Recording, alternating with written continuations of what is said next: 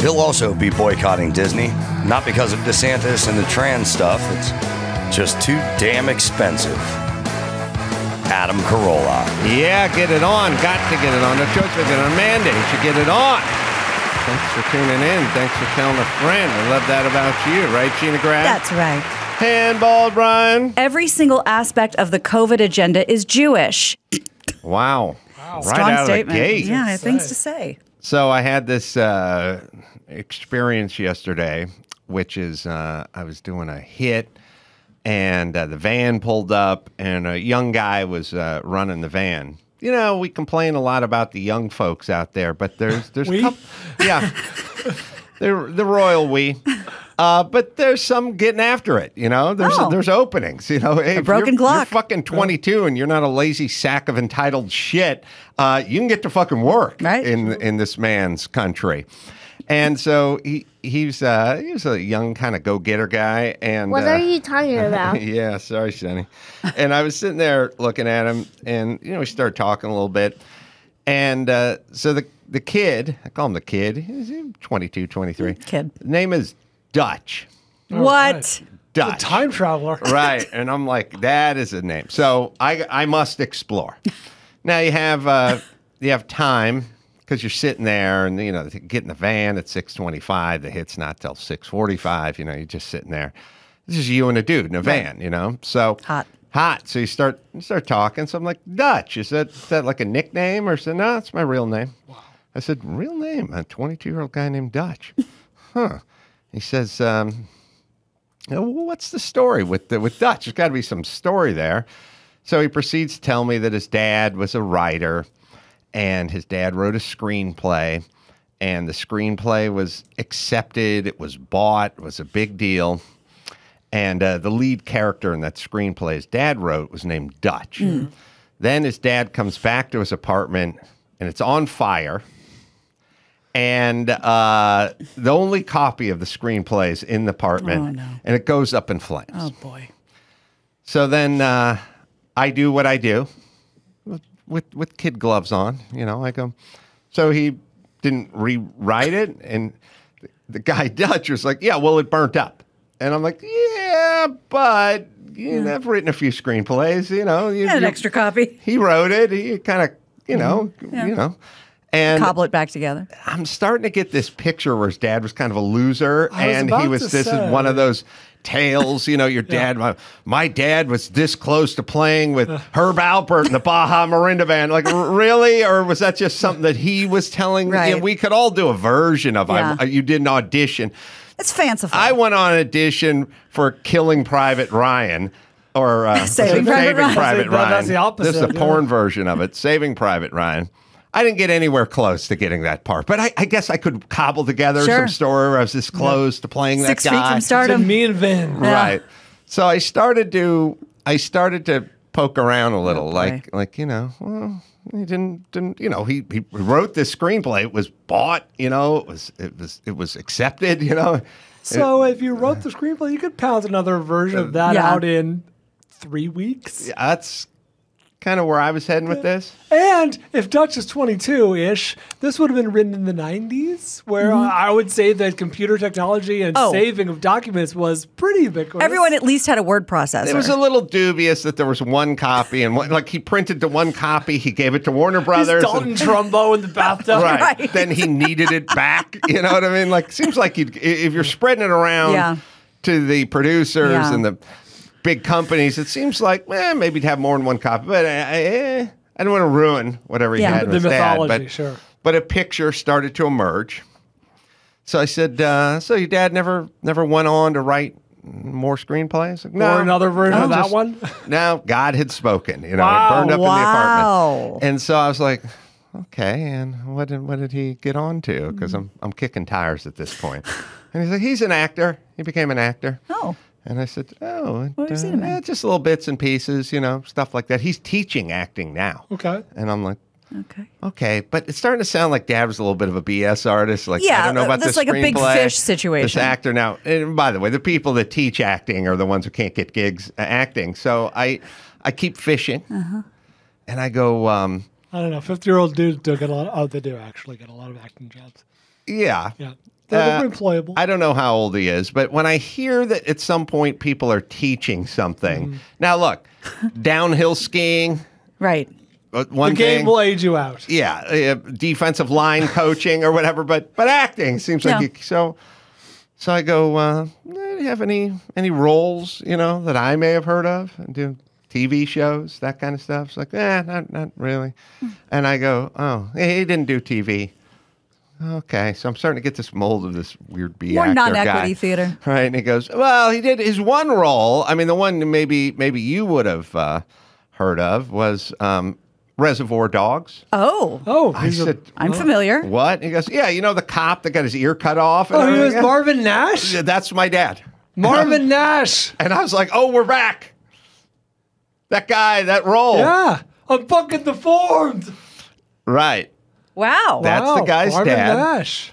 And I'm like, oh, okay. And then I started feeling bad for where I was trying to head with this thing, So I was like, and he goes on to tell me the story I was going to say, everyone knows that guy, but we don't know what became of him. Well, he's teaching acting. Okay. So then I go, so he goes to tell this story, which is there were action figures of the cast. Sure. Mr. Pink and Mr. Blue and everything. And there was one of him. All right. The cop. And, they would go to the conventions and Comic-Con or whatever the stuff was. Right. And, hey, you want your action hero of Mr. Pink? And they said, but the cops all got pissed off of my dad's action figure because he was the tortured cop. They didn't. Did these cops realize it was fiction? Yeah, well, you know how it works, right? There it is, Reservoir Dogs. Comes with silver bracelets. Comes with duct tape and everything, his right? mouth is duct taped. So of course the cops get pissy about it, and they have to pull them off the shelves because they don't. Oh, don't make that face. We live in a world where everyone is pissed about everything all the time. This is 1993.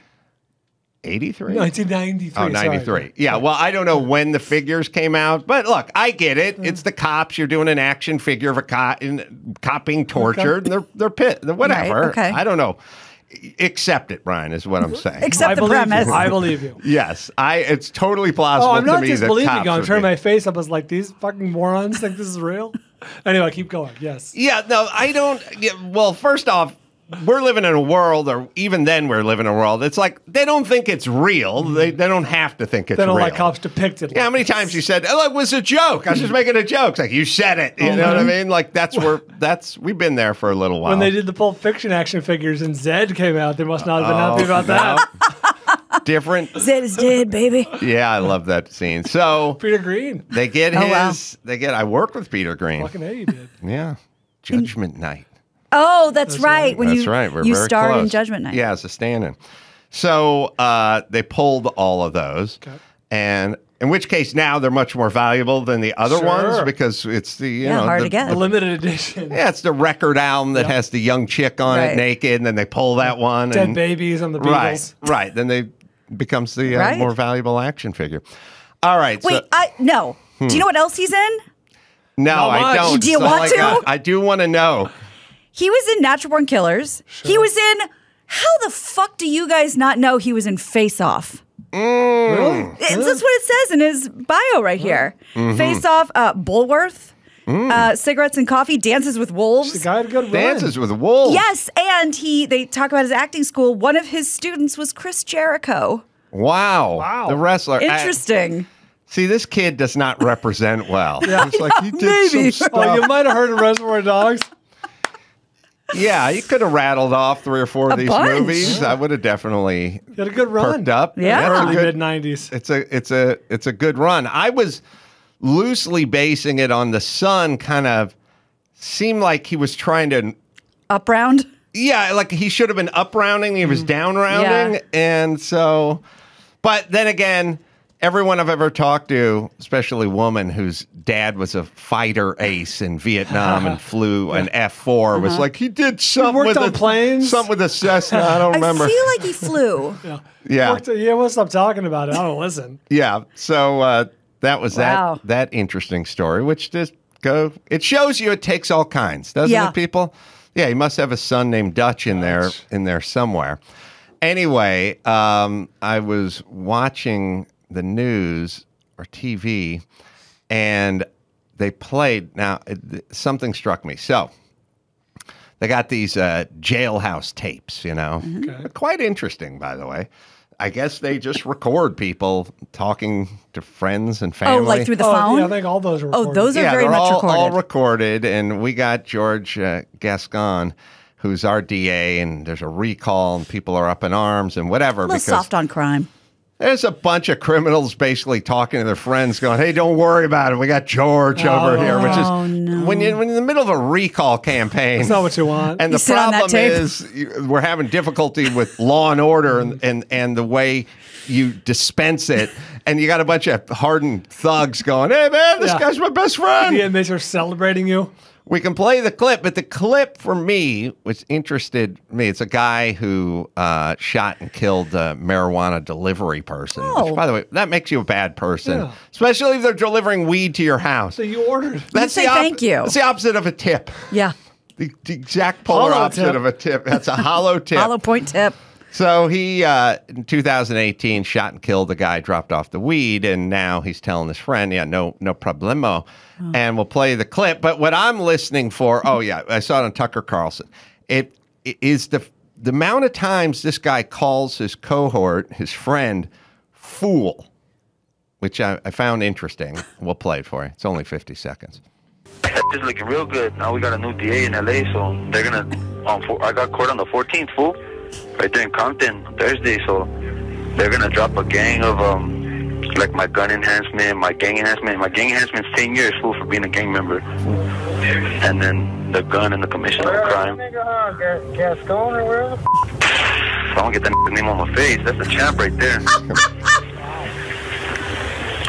Gascon. Go to jail for like, he's not even doing shit for misdemeanors and shit. That's the right there, bro. He's making historic changes for all of us, fool. You know, so I'm just grateful, fool. Like, I got good news off that.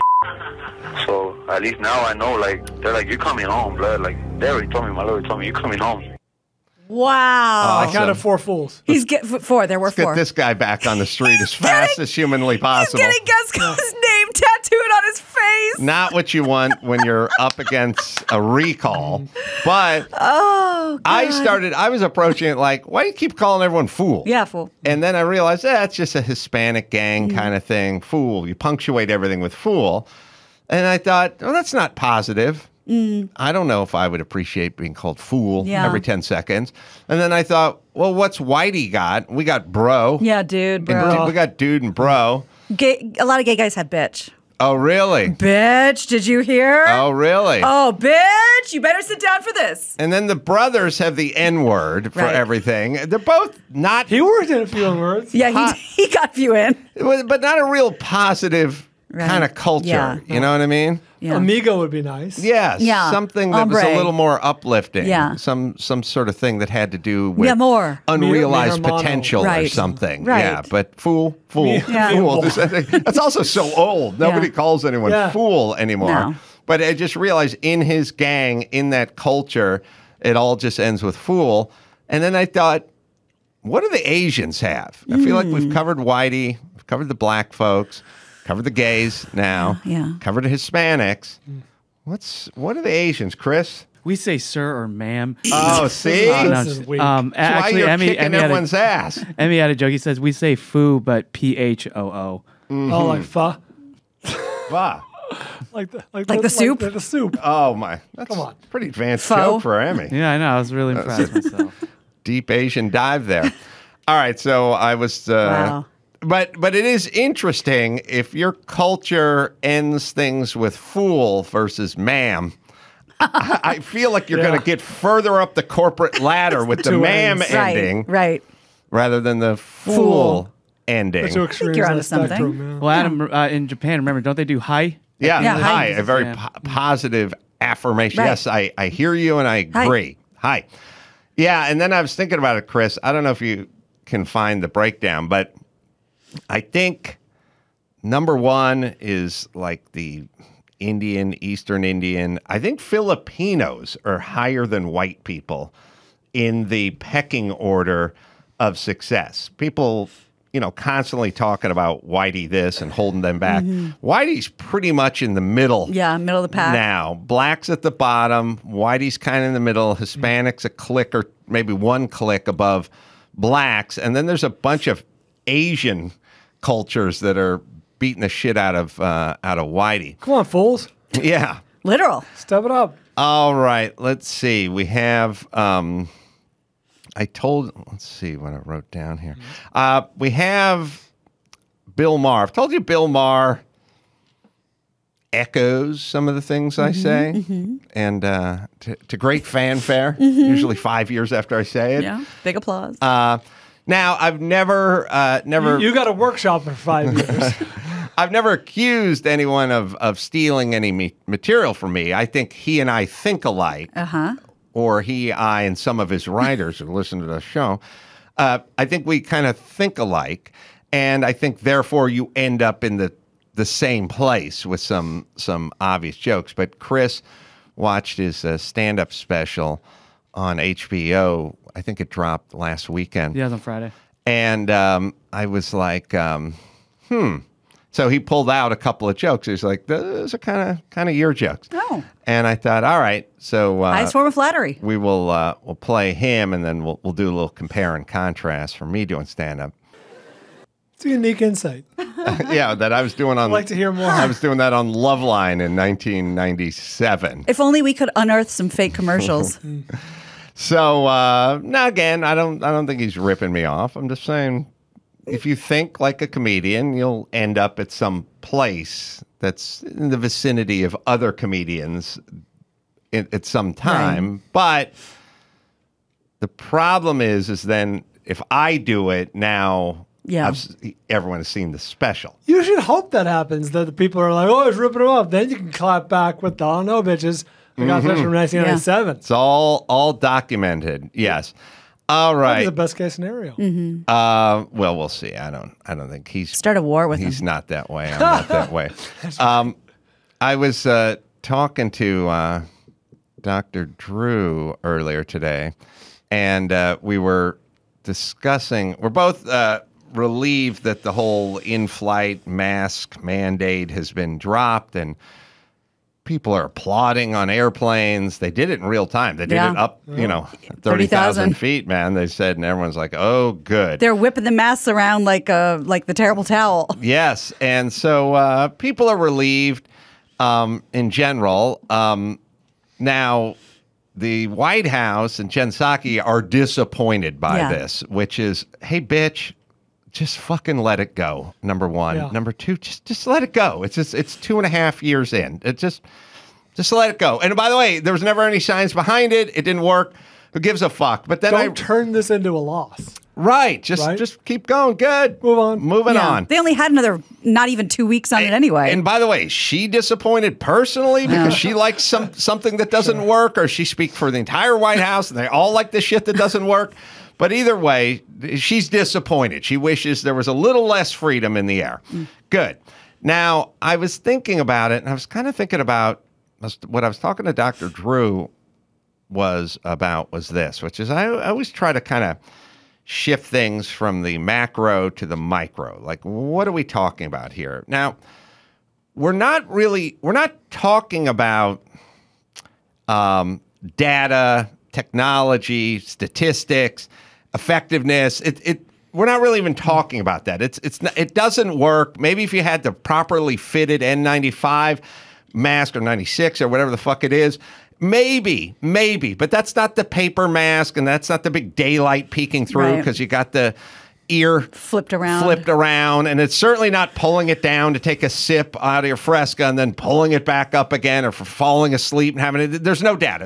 And by the way, what's going on in airplanes? And let me just say this. Can we get some follow-up? All right. You guys are wildly disappointed that the people that run the airlines want this. I think they know what they're doing. They have HEPA filters. It's the cleanest air on the planet, allegedly, is in the cabin of an airplane.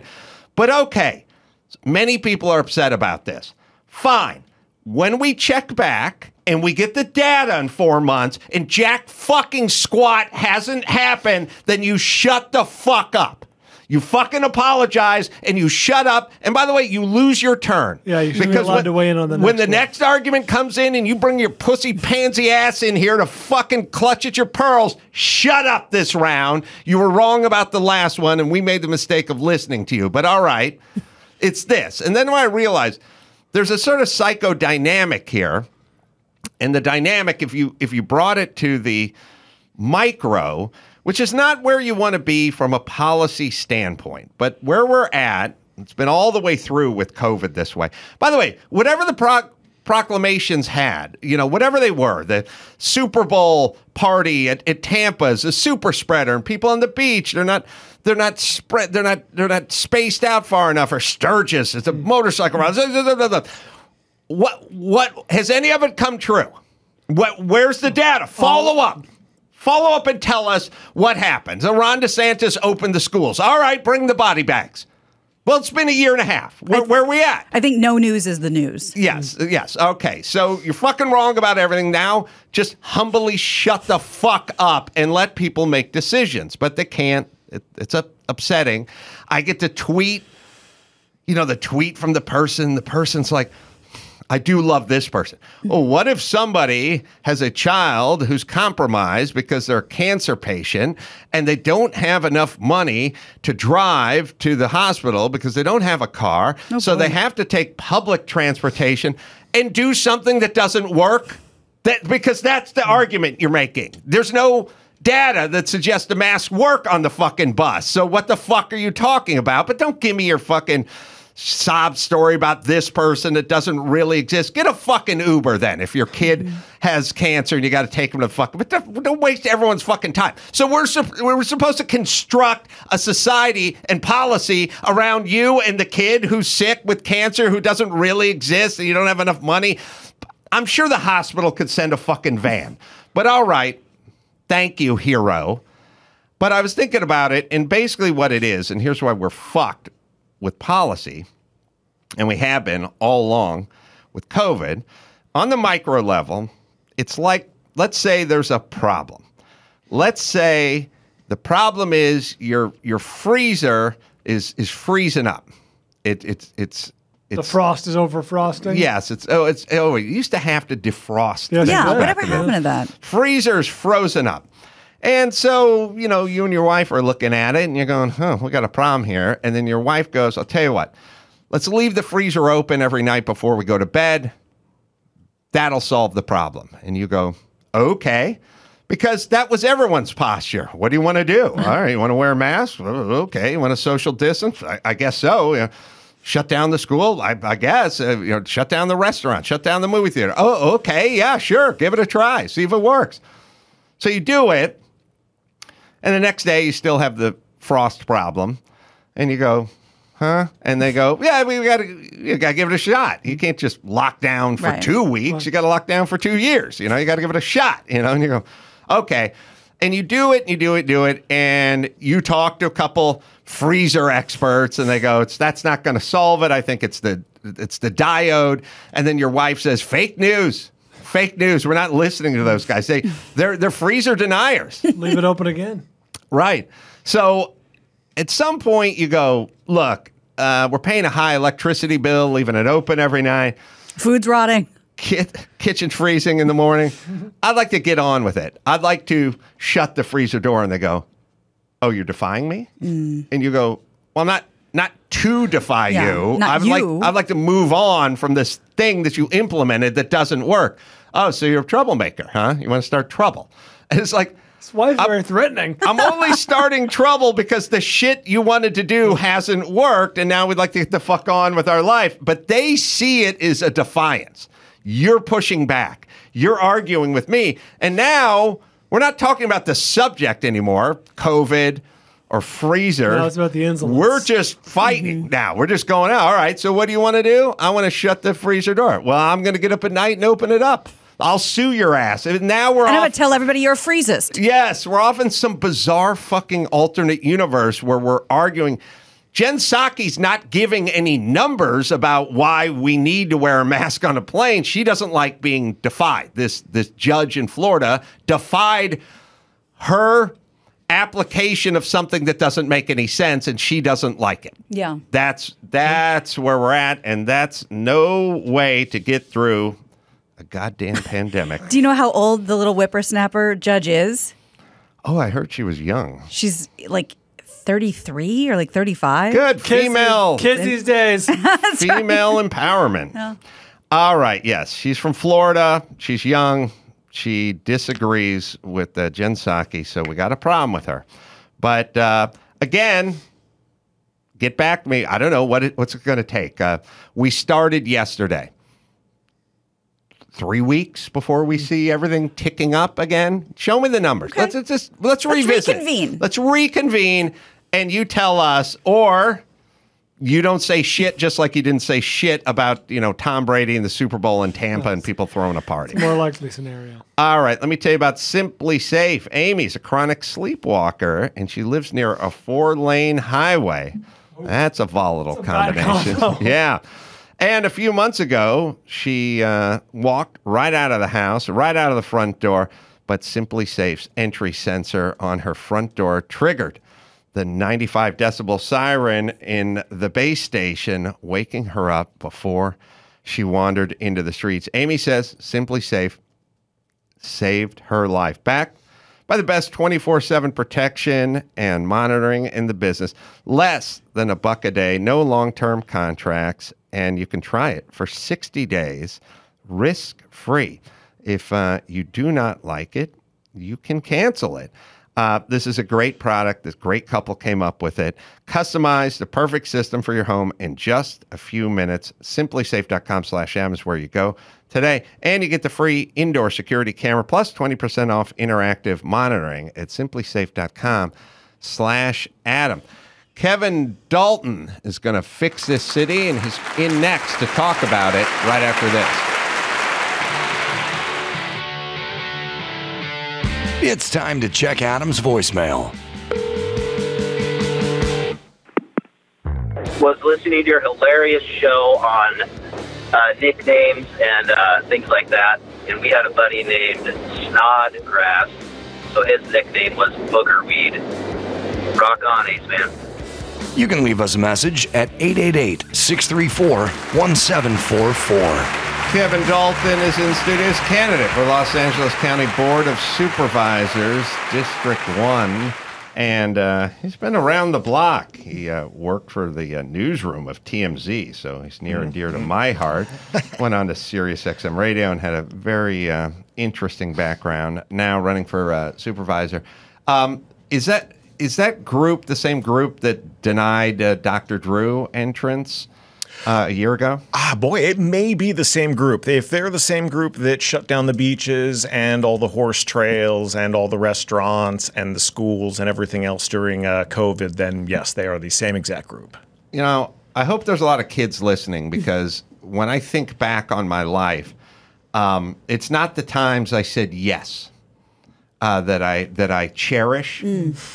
Jimmy went, we should do a show, our own show. Remember called The Man Show? And I was like, yeah. Good work. I was like, yeah, but I don't think much about it.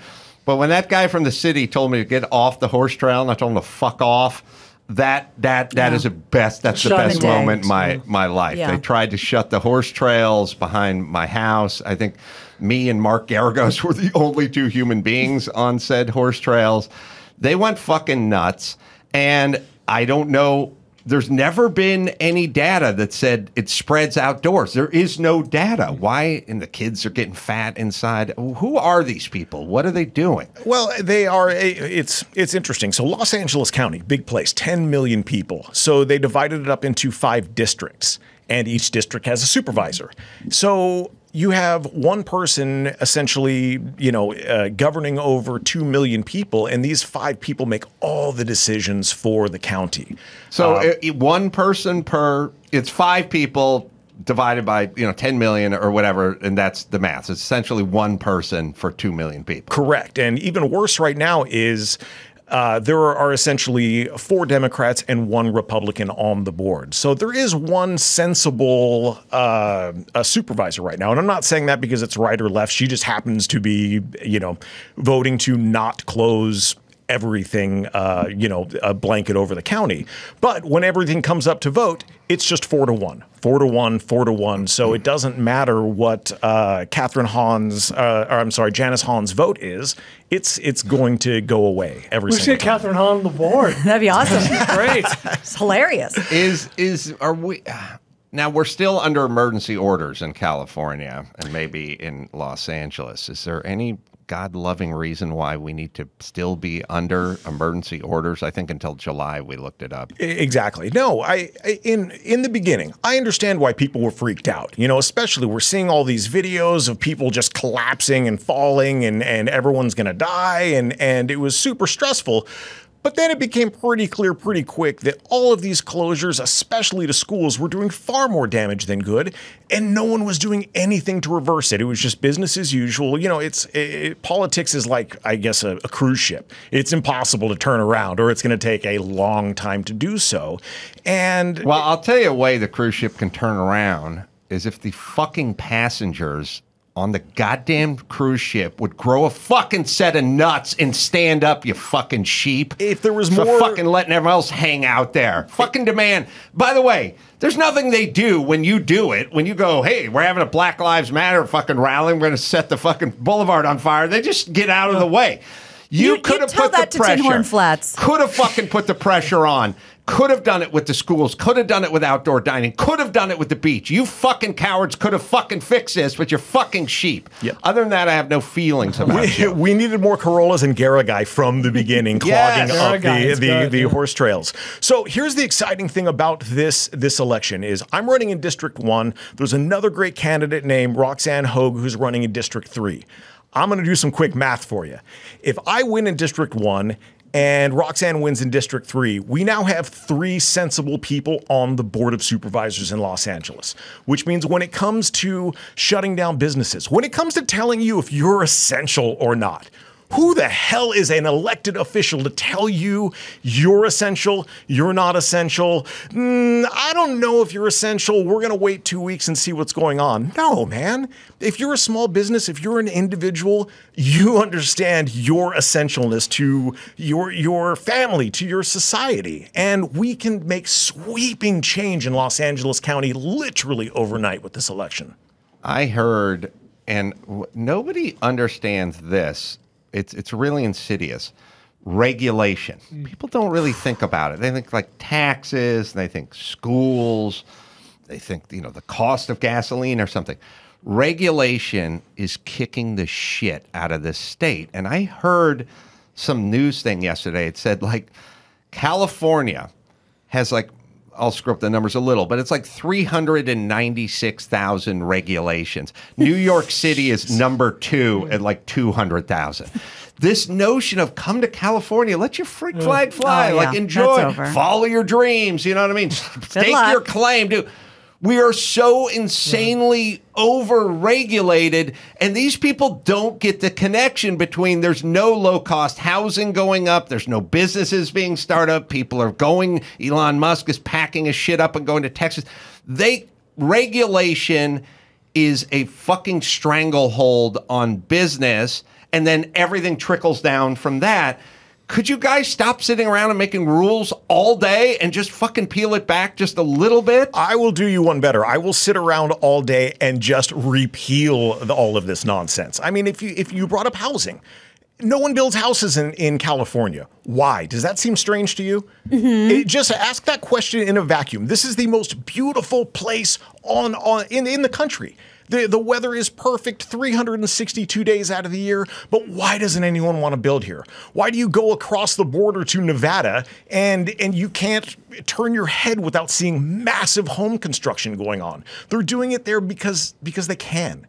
And businesses don't go places to go out of business. And that's what happens when you build homes in California. It's way too expensive to build them, and so no one does it. So they leave. And then we have a housing crisis, but this has 100% been facilitated by all of these regulations that you talk about. Yeah, well, look, you tell a family who's looking at building a single family home or a big developer, you can build over here in California or you can build over here in Nevada whatever, Tennessee. Sure. And then you go, okay, one place you can start building 3 weeks after you pull your permits or whatever, and the other place you're going to wait 2 years. Well, then it's easy. It's an easy decision. It's literally math. And that's why we're in the state we are with housing, with homelessness, with crime. The more regulations, the more rules they keep piling on, the absolute worse they keep making it. Is there any, I don't know if you're running as Republican or Democrat, or do you have to switch your affiliation from Republican to Democrat to get elected, or how does that work? I'm an independent. I'm a no party guy. It's technically this position it's not political. It's not right or left, but it's quite obvious that it is. I'm not going to go the Rick Caruso path and jump in on the Democratic side just to win people over. I think that we're in a place right now where people legitimately want change. They see their neighborhoods. Walk out of your house and you can actively see crime happening in your doorstep. I called the police twice last week. Thank you for proving my point, Gina. That's what I'm saying. Just to say hi. Just to see how their day was. And I think everyone's sick of it. You know, it's the elected officials that were supposed to represent all of us are just not. And it doesn't matter what political side of the spectrum you're on.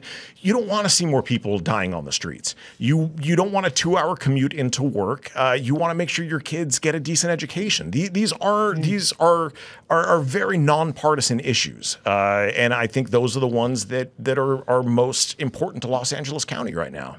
I can't figure out what Gavin Newsom is doing, other than I think he thinks he's running for president, which it'd be nice if Garcetti could get his ambassadorship to India, and then we could get Newsom out of here. Now, I don't know if first off, I don't know what his platform is made of homeless people. Like it's constructed with a pile of homeless junkies. My platform is homeless. Literally, I'm standing on a pile of homeless people. I don't know what makes him a national superstar, but I would love him to get the fuck out of California. But and I've interviewed him. He's a completely empty vessel. There's something wrong with him. I've never met anyone like that. Most people, you can go back to the aforementioned Bill Maher. Bill Maher and I disagree a lot, or let's forget about me. Let's just say Ben Shapiro and Bill Maher. They disagree about a ton, but they're both substantial people. Yeah. They both thinkers, have their piccadillies, but they make their points and they articulate themselves. There's something wrong with Gavin Newsom. I don't know what he's saying. I don't know if he knows what he's saying. It's not the kind of thing where he's a sharp dude, but we disagree on this subject. Right. I never know what's coming out of his mouth. I think he's been poisoned by the Kool-Aid that has been fed to him and everyone else this whole entire time. He grew up. I wish he was at Jonestown. Fucking California would be a lot better. From the day he was born, Gavin Newsom has been groomed to be president of the United States. He's the greatest guy. He's the smart. Oh man, if I had that guy's hair, what a mane! But he's bought into it. Nobody's bought into Gavin Newsom more than Gavin Newsom, and I know self-confidence comes up on this show. No one has more self-confidence than Gavin Newsom, and people just believe it. They don't care what he says. He can tell you homelessness is not an issue, literally on a platform of homeless people, and everyone will believe it. Oh, it's deeper than that, which is he doesn't even need to lie. I ask him about traffic, and he tells me about the sign he read that said, "You're not in traffic, you are traffic." Now, that's not even. First off, it's not even an attempt to answer the question to this problem that I'm posing. It's also sort of putting it back on everyone who's commuting for 2 hours a day, and in his mind, that was a sharp answer to the problem of traffic, which he's never considered, by the way.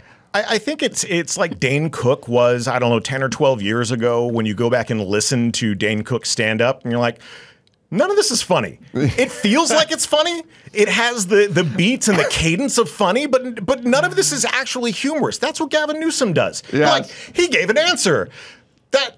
It wasn't a good answer, but it sounded like the cadence and the beats of a politician that you would respect. Well, we have a couple of tweets that you sent out, but we still must find the one where he's talking about his homeless friends. Well, don't forget his couple that moved to Utah. That is a look. What I'm saying about it is, if you guys listen to that, you'll hear someone who not only doesn't answer a question or even ostensibly defend a position, but makes the other side's point, which means he has difficulty with the process of thinking. It's really, it's like someone saying, you putting on some weight? What are you talking about? I ate a tub of fudge this morning. That's how he answers questions. That means a person, I'd rather just have a corrupt politician that went, oh, well, I have a thyroid condition and I'm working out and I just ate some jicama today. That's all I had. Like, he doesn't even give the answer. It's bizarre. It's a bizarre, like, I'm obsessed with this process. He's been back on the show, what, 6 or 7 times since then? That fucking sack of fucking pre-moistened pussies would never come on this show ever again. Gavin, if you want to mix it up, come on down. I need 10 minutes notice. Show up, roll up, and let's get it on, you fucking puss. He will never do another long-form interview again. No, he won't. Who are the? Oh, my mom votes for him, but who else? Who are these people? It's insanely obvious to anyone who's a couple of brain cells that rub together that he's a complete empty vessel. What is attractive? I guess he's attractive. Huh. Is it the devil you know? Well, you know, it is what it is. That's how my mom would roll. Yeah. It's the D next to his name. That's it. You walk into a voter's booth and no one pays attention. And you just go and you go, I'm a Democrat. There's a D, check, and I'm out of here. That's how he continually gets elected. Hopefully we can get some independent party going here, or some new form of Democrats that had a little more brass taxi and a little less sort of pie in the sky, a little more sort of, traffic and old school reservoirs and water collection and stuff, and a little less trans rights or something. For whatever reason, I was looking into Sandra Day O'Connor last night. I don't know why. I needed to know everything. I decided I was very curious. Very, very curious about her. Do you know she got voted into the Supreme Court 99-0? Wow. Like, those are people that we can, one guy, and he sent like a sorry bouquet because he was like out of town or something. But that's what I'm saying. Like, she was like moderate-ish, or depending on what time you're looking at it through. But like, those days are so fucking over. That would never happen. Well, we'll play our clip. This is from the New York Times Sway podcast. So he would go there. He wouldn't come back onto my show, but he would go to the New York Times podcast because he thinks, this is friendly. I'm going to get softball questions. These are my people. And he was getting softball questions, but you're going to get some questions like, what's going on with people leaving your state? Pretty basic thing. Here it is. Former Governor Brown said it best, where the hell are you going to go? And, I love Texas. Don't get me wrong. Is that the new California motto? Where the hell are you going to go? I don't know, but he said it. But it was an interesting point, because where are you going to get? That's an insane thing. It's like free country. I regret I only have one life to give for my country. So you want to go to war? No, not me. I mean, Thomas Paine said that, or 1741 or whatever. Don't quote shit you disagree with, you fucking empty-headed vessel. That's an insane thought right there. Just that. But it was an interesting point, because where are you going to get so many of the other things in the balance sheet? But you are aware that I've lived there for 2 decades, essentially, and this is the first time I've had people really talking about not being there, and not that they could figure it out somewhere else. I don't think that's true. I think they can figure out where they're going to go. Yeah. And then that means, but it's not a zero-sum game. Right. Okay, I have a friend who just went to Let me give you an example. Beautiful. Yeah. It may be the right thing for him. Right. They've made a ton of money. Good. They have the ability to take their kids out of public school into private school. All right, and stop they're a doing second. that. Now then, here's the point where you bring it home. Right. But you know what? They missed a little place called the Malibu Pier. And I got a text from this guy on Tuesday. And it turns out he cashed in Utah, and he came back, and now he's living in the colonies. Right. In Johnny Carson's old place. Right. That's how you finish this story. But let's see how he finishes it. They have the ability to take their kids out of public school into private school, and they're doing that. Yeah. And, I imagine they're not going to turn their back forever on California. I imagine. That's all you got. You and John Lennon have a dream about this couple coming back from Utah. It's been 3 years. I'd like to follow up on this couple. That's a story. No. That's essentially, you're not in traffic, you are traffic. Are we sure Gavin Newsom isn't working for the Utah Board of Tourism? Because that was really effective. I want to go to Utah now. Forget this Board of Supervisors nonsense. I think Texas does give him Board of Supervisor, relocation, whatever, tourism man of the year every year, which makes perfect sense.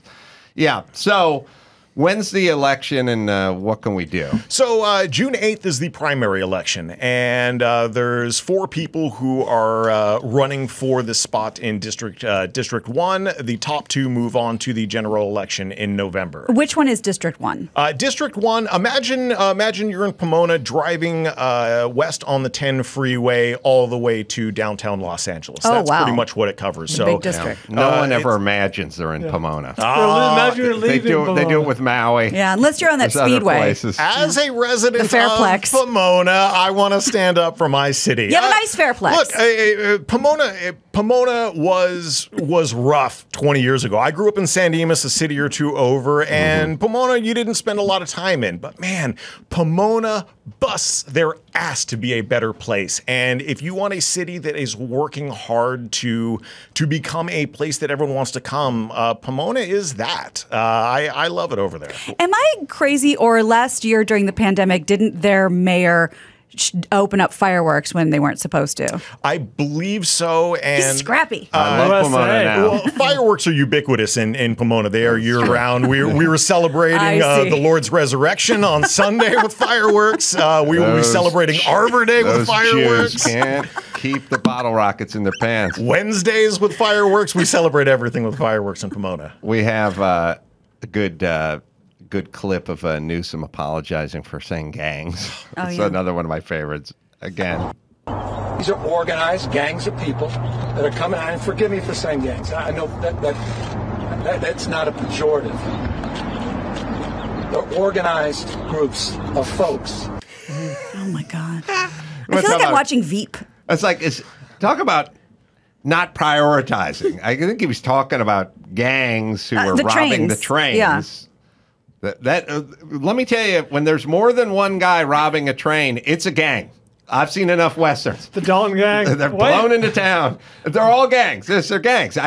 Is he worried about offending the people that are robbing the trains, or just the good members of the gang community? They don't besmirch their name. They don't want to get lumped in with these hooligans. He's an insane person. He's absolutely insane. There was a great video a couple days ago of a high-speed chase going through a rail yard, and this guy in a Suburban is hopping over tracks. He eventually gets caught up in all of the leftover garbage from the felons who robbed the trains. See, the garbage is doing good work. That's felon on felon crime, and we don't talk about that at all. If that video exists, you got to find it, Chris. I saw it. Oh, you saw it? I haven't seen it. Check my Twitter Explorer feed. or something. Yeah, driving, and he gets all caught up in the box. Sadly, but we're really going down. Spike strip. We're going down the idiocracy route. I mean, we're slowly. Not so slow. Wall-E and Idiocracy turned out to be prophetic. Like, that's where we're at. The mountain of garbage that is going to collapse on the city. You have Chris will find that. And here, while this is all happening, idiots like me are actively looking for a home that I'll never be able to afford. I have a husband. We both have jobs. We pay our taxes. We work really hard. It is so out of reach, even the littlest Cracker Jack house. It's crazy. Of course. My wife and I tried to buy a home in Los Angeles for 5 or 6 years. And every single place we went to, we would say, here is 10% more than you are asking. And they would say, well, you didn't make the top 10.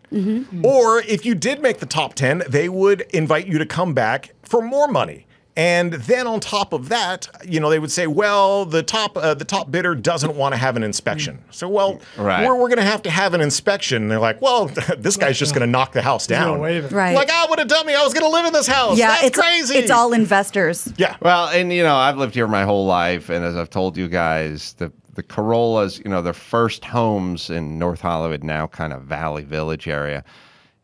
Mom's house was $12,000. Grandparents' house were $10,000. My dad had a place in deeper North Hollywood for like $13,000. And then we're talking about the 50s, but into the 70s with my dad's shack. And then at some point, my dad moved out of that shack and moved into the place around, once he found a woman with steady work, he went into this place that's sort of across street from North Hollywood High. It was like 79 or 80 grand. But the point is my dad was like quasi-employable, worked a little regular job. My stepmom just worked at UCLA as like an administrator. My grandmother worked at the VA. These were just like regular working, couple of school teachers. Government jobs. Bought themselves 1,800-foot ranch house and wherever. Like, it was all doable back then. Now that house is 1.85, and it's like, who the fuck? If you work at just have a regular job, you're a school teacher, this guy works as an electrician or something, who's got the 1.85? So people outside the area listening to the show are probably thinking, okay, California's a piece of shit, the homeless are here us all day, every day, but the housing prices are out of control. It's the most valuable real estate in the country. What is it? What gives? Well, I think it all comes down to supply and demand. There is a ton of demand and there is no supply. Well, everyone's leaving. Yeah, I thought they were too. No, everyone wants to stay. I mean, I think truly the people that are leaving, I get it, but there's a lot of people who want to stay here. Some people are moving out east, and like I did, I left LA and I moved to Pomona because that's what my family could afford. I think it's what it is it's creating this. There's a group of Californians, especially that, and I'm in that group. Haha. Jokes on who? Gas at $6.50 a gallon. Nah, who cares? Price of bacon has gone up 14%. Yeah. I'm like, I don't know. I didn't know what it did cost. Right. So You were early on that train, man. Dude, that's the love line talk. Yes, I'm like literally a millionaire. I'm like, these things, they don't affect me. Now, all the taxes suck and all the property tax and all that kind of stuff. But there's a class of people that are like, I get to live in Encino for $3.7 million. I'll do it. And by the way, those guys get that house, and we don't have to get into numbers over here. But Brian bought a house. That house is worth twice as much now. At least. Oh yeah. Dawson bought a house. That house is worth significantly more. I mean, that's how you make. That's your money. Right. That's your generational wealth. And then there's the have-nots that are getting the shit kicked out of them by the $6.50 a gallon shit, and they don't get the house. And it's a time thing. I mean, Dawson, what's it been? 7 years, 8 years? 2017, I bought the place. Oh, okay. And it's gone up almost 100%. God damn. Wow. Yeah, it's a get on it. You live, and then the poor people that are in an apartment and they become renters, and now their kids are older and they're still renting or whatever. You could have got your shit together and grabbed that place early on. Well, and that's the thing. Like we talked about, when I could have afforded it before, we didn't have a down payment. Now we have a down payment and we can't afford it. It's crazy. Hey, Chris, I want you to Zillow the house. I didn't grow up in this house, but I got there like right before high school. 11752 was Hartsook Street. Dox them. Yeah. Don't you remember? I remember my childhood. Yeah, but that's because that was the only house and only phone number I had for 25 years. How many times did you move? I moved around. Yeah. I moved around a lot, but Hartsook is a nice little area. I know, but see, back then it didn't really matter. Every place was kind of okay. We didn't have this. There was Beverly Hills and everything else. Right. Yeah, everything was just the valley. Oh, anything livable is a Shangri-La now. Yes. Let's see, so we did just under $2 million. We did a big remod on it. It's only 1,800 square feet, by the way. Yeah. You can look at the sale history and see what it sold for back in the day. Oh, that'd be scroll down. That'd be interesting. Bottom, what my dad paid for that place in '79 or whatever it was. Probably 12. Well, you said no. He bought for like I thought it was like 79. Could have been 85, but whatever it is, it's not 1.9 or whatever. So look, now again, my dad didn't do shit. His wife just worked at UCLA, lower level administration, whatever. We'll have those two people buying $1.9 million now. Dang. And, you're not getting in it for less than 20% down. So you're already at $400K cash just to fucking walk in. Just to be a bidder. Just to be a bidder. All right. Let's see. See what that house costs. Brian will look at it. Just in 6 years, 7 years. It's gone up It's far below the lowest, which is 800,000. Looks about 800K in 10 years ago. Right. Right. Does it go back further than that, Chris? Not on Zillow. I'm looking at other sites. Oh, look at maybe Redfin has it. All right, let me tell you guys about fast-growing trees. Spring and summertime to finally get outdoors. Get your place looking like a resort with fastgrowingtrees.com. Their experts curate thousands of plants and varieties that'll thrive in your specific climate, location, and needs. I need a tree. These guys actually sell trees? Fastgrowingtrees.com, I assume? Yeah. Wow. Let me make sure. Fast-growing trees. No. I need a tree. That's not a joke. Like our old tree died. And, Your house isn't worth enough, right? No long lines, messy cars man. from hauling plants around, because you will mess up your car hauling a plant around. Order online or over the phone, and your plants are shipped to your door in 1 to 2 days. Plus, they're growing, and care advice is available 24/7. Increased privacy, shade, adding natural beauty to your yard. FastGrowingTrees.com has the perfect plant for you, and they got a 30-day alive guarantee. So they're going to thrive. They guarantee it. It is Fast Growing Trees, right, Dawson? Go to fastgrowingtrees.com/Adam right now, and you get 15% off your entire order. Get 15% off at fastgrowingtrees.com/Adam. Fastgrowingtrees.com/Adam. All right. Did we find anything about when that house sold? In Yeah, the earliest public record is 1978. It sold for $108,000. Oh, 108. But then in 1982, it sold for $80,000. Oh, boy. Yeah. It sold in 82 for $80,000. What do you do to that house? Yeah, seriously. Well, I inhabited it. But that's my soul died in it.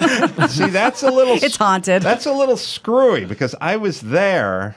My dad didn't sell it in 82.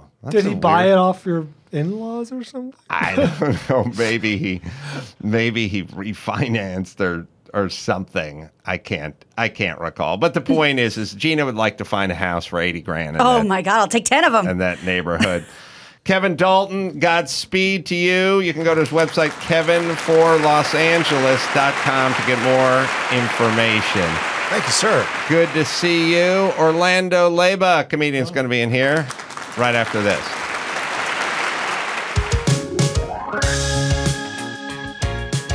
Here's the one where I lose a lot of people. Sports. I'm not into sports anymore. Yeah. All right. You don't need to join me, but it was by accident, right? I was watching a football game and I hit previous channel on the remote. And then it jumped to a whole nother channel. And then that's when I discovered this HGTV. Oh, you guys are in it? What? You've seen this Home and Garden Network? Oh, what a delightful network that is. I missed the whole game because I got caught up in a marathon of Property Brothers, Flip or Flop, House Hunters. I was yelling at the TV like it was a football game. Get the marble counters!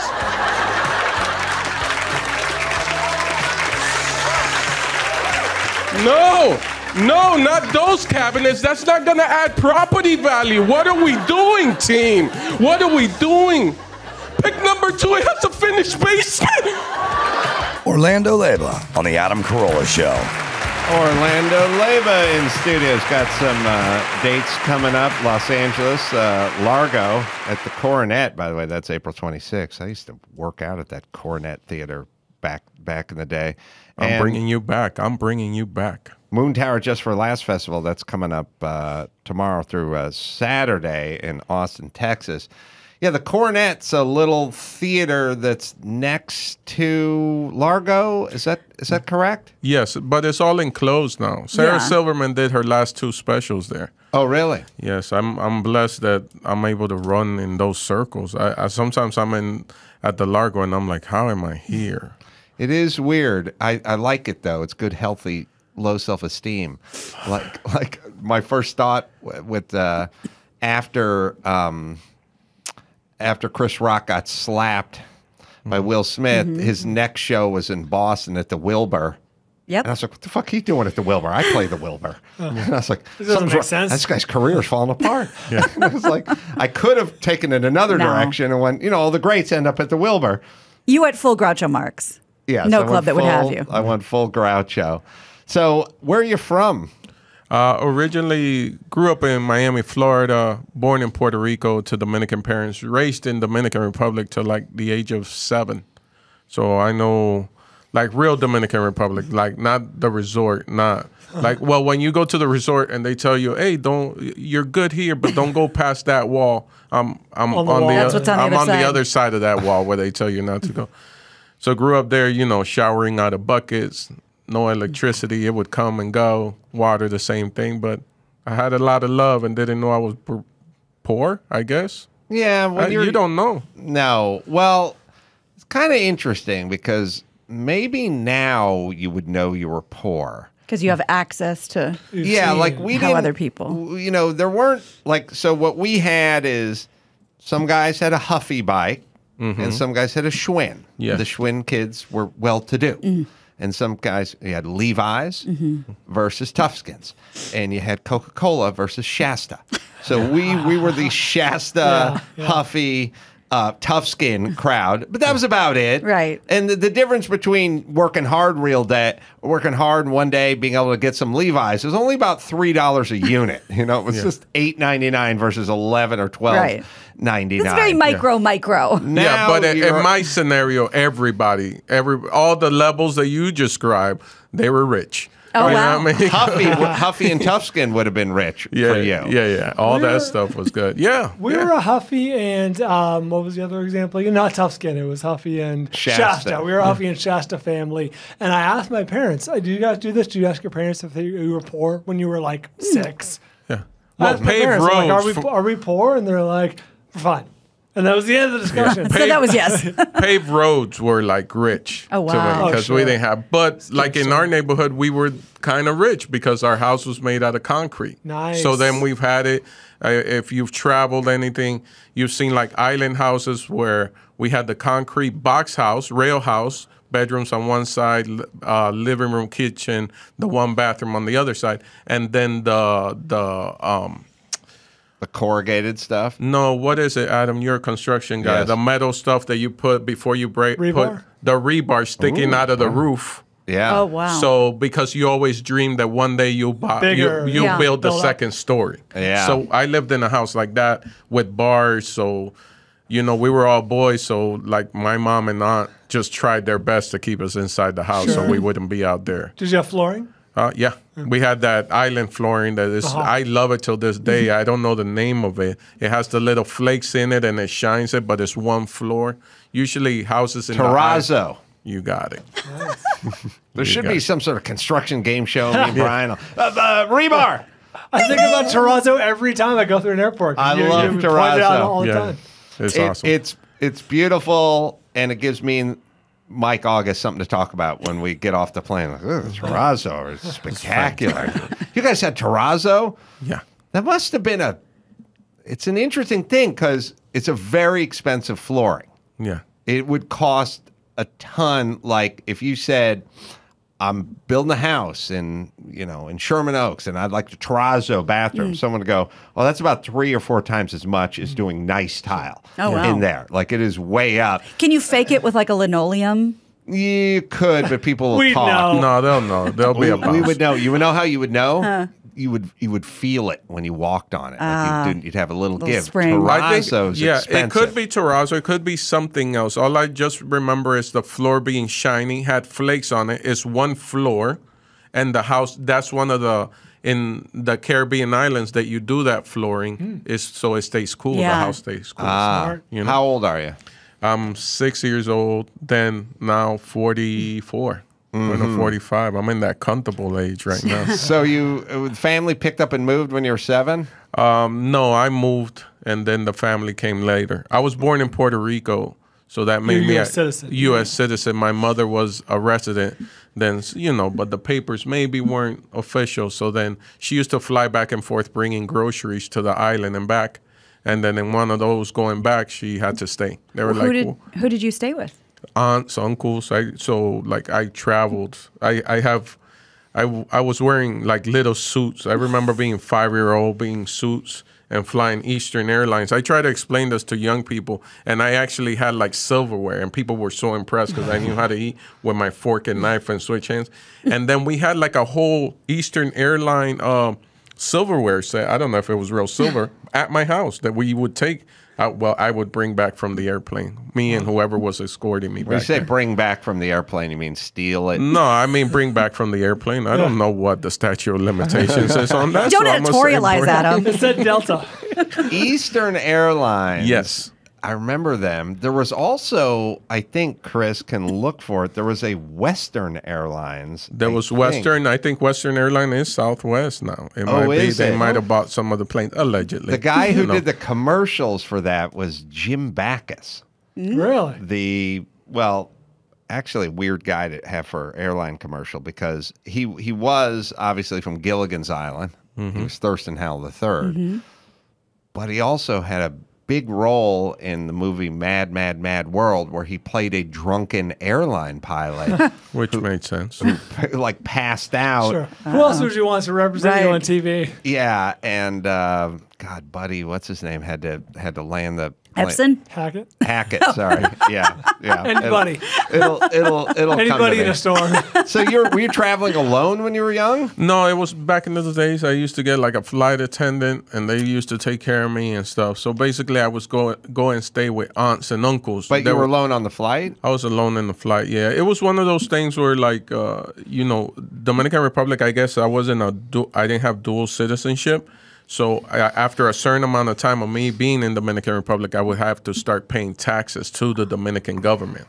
So it was cheaper just to buy me a plane ticket, fly me out for a couple of weeks, and then fly me back in. Wow. And back in the day, kids were allowed to, you got like a little airplane pin. They were all looking after you. That was like super normal. Yeah, it's not the airlines that change; it's the moms that change. Yeah. They're freaked out about letting the kid. By the way, the safest place you could be is in an airplane. Yeah, where are they going to run? But by the way, they're worried about being at the park. It's always abduction. Yeah. Not a lot of hijacking going on. Yeah. So when did the comedy kick in? Comedy kicked in. Let me see, age of 33. What were you doing up until then? Plenty of jobs, but everything kind of like my creator always put me like in these jobs that were entertainment based. So I did everything from working in recording studios to the last job I had was I was a satellite engineer for CBS News. So I covered the 3 last launches and the 3 last landings that we had with the shuttle, Trayvon Martin, Super Bowls. I was out of South Florida, so I was a side truck operator out of South Florida. So you were in there watching the monitors and doing all that stuff? Yeah, and watching it live. I remember the last shuttle launching, the landing. I remember I was watching it through the little monitor, but we're parked down a slope from the landing strip. Like, we're real close to it. And then I just remember saying, what am I doing? And I popped the doors of the truck and then ran up like a little hill and saw the actual landing. At the same time, all the other sat operators were doing the same thing. It was like we were all I'll tell you what I miss. I don't know if they do it anymore. I don't think they do. Remember the big TV camera on top of the van? They'd set it? Oh, every movie, every whatever, the news would show up, or Godzilla or something like that. It was always the tripod with the crystal fine pictures. I came in right when they were getting rid of it. You had an actual like cage around you at the end, but then they figured out that you were cooking the whole time that you were up there. That was like a legit thing. But then it's like, no, you're like receiving direct microwave waves. You're cooking. Literally, you're cooking. You're up there. I remember sometimes my dish would get jammed up. I had a smaller truck, and I would have to crank it myself just to open it. And like one of the main things that I would always be yelling down, don't turn it on. Wait till cause we would do it in teams. Wait till I come back off. There was a story out of Los Angeles. Probably been over a decade now, where a news van pulled up and was raising their telescopic antenna and hit a power line. Oh shit! And electrocuted everyone in the van. Well, electrocuted the guy that jumped out of the van. Yeah. You're supposed to just stay in the van. Just stay in the van, and then the tires they'll flatten out. Grounded. Right. Yeah. You're in the circuit. You're in it. The minute that you jump off, you and then ground yourself. If you do jump off, you got to jump off with 2 feet at a time, and you kind of land. And it's kind of like circles. You got to picture circles, and the further you get away, but you're still getting little bits of shocking as you go. So the best thing you could do is just wait till the power company comes, cuts it off. That was training videos, man. Really? Yeah. This guy. One of my blue collar jobs that I tried to do back in the day was lineman. And I try to I worked for Florida Power and Light reading meters, going into people's neighborhoods, and all kind of weirdos pulling guns on me. But whatever, it's Florida. It's my hometown. Yeah, because you got to walk into people's backyards. Yeah, which I did not understand, how they felt that was safe for us to do. But the law protected us. Like if someone killed us on the job, that person was gonna go to jail, even though there's a stand your ground rules. They were like, nah, he's wearing FPL gear and everything. But then at the same time, there were all these home invasions happening with people dressed up with fluorescent color. So all these people are freaking out, and I'm walking, and this is sunrise. My first house, the rule allowed me that the first house I could read was when the sun was completely by the clock sunrise time. Other than that, a.m. Yeah, and I used to go at it with dogs and whatnot. It sounds like a horrible job, and I don't want to be a one-upper, but I grew up in a house. I grew up on a service porch that was converted into a room. It was a porch, so the meter was inside of my room. Wow! And the guy came into my house, into my room. In front of my children. He'd bang on the back door, and he'd let the guy in. He'd walk into your house to read the meter. You read meters inside houses? Yeah, because if not, it's an estimate, and they're always going to estimate high. Right. So probably your dad or your mom or someone was like, Adam, let them in. Let them in. It wasn't even a discussion. It was like the meter needs to be read. Unfortunately, son, it's in your room. Yeah. So hold off on the masturbation. Yes, take it unless easy, you're really right? into this dude. And then have at it. We have the Jim Backus voice on the Western airline. I don't remember Western There's Airline. an Eastern airline, a Western airline. Predated me. Well. And they merged with Delta.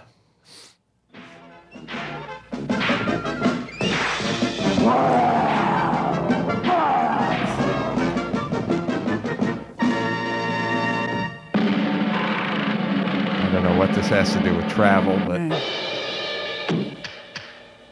Extraordinary. Western Airlines, the only way to fly. The hell did we just watch? Yeah, Mexico City and Acapulco. But that was entertainment. Yeah. That was literally a ringmaster with a cartoon ringmaster, cartoon lion. Then I could show up to the 5th grade and go, Western Airline, the only way to fly. And then that was it. Yeah. That was Big laugh. Big laughs. That's a marketing guy that didn't do a lot of research. Yeah. He was smoking cigarettes, drinking whiskey, and he was just like, you know what? We go, a Tom, lion. Birds. You know what I did this? this weekend? Right. Circus. Yeah. And get the guy who crashed the drunk pilot. Get that guy to voice it over. Mad World was a crazy movie. Right. It had every big star while they were still alive. It was a crazy, crazy cast, and he played the drunken airline pilot in that. And speaking of the space shuttle, simpler times. I marvel that thing weighs 80,000 tons and glides from outer space, and there's no mulligans. It glides from outer space to land at 1 or 2 different designated spots, and they stick that fucking landing. It's gliding in, and there's no going around if you use up too much runway. There's no power. There's no boost. There's no nothing. It just glides, and they just set it down, and they flare it every time. They set down the rear wheels, and they just hold up the front a little, and it's so fucking majestic. It's like it blows my mind. No, it's majestic. It's emotional. I just, my shuttle experience was the first one here in the United States was the Challenger. I watched that in class, and they turned off the TV and rolled it back out. They were like, "All right." They did it so fast. We didn't even know what happened. We didn't know. You were in class. Yeah, for that. we didn't know. Yeah, what, the teacher just shut it off. Yeah, and she goes, "It's over. Go back to class." Like, okay, we don't know what we just watched.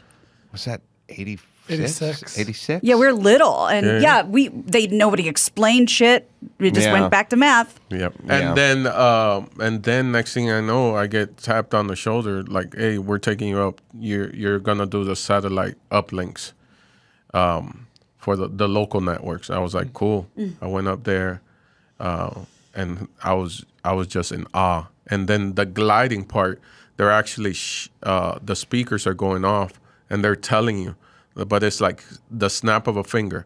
They're like California, Texas, and that's where it's gliding over. Sure. Wow. Yeah, Texas, Louisiana, into Florida, and then you hear the boom, boom, boom, boom. The sonic boom. Yeah, you hear. It's just. Did it rattle the windows and everything? It's just bringing. The launch is also very like, you're like, man, they say. This is science, but this is also magic. Everything goes quiet. And all the animals, there's nothing happening, but all the animals go away. Like, they just know. They're like, oh, I've lived here my whole life.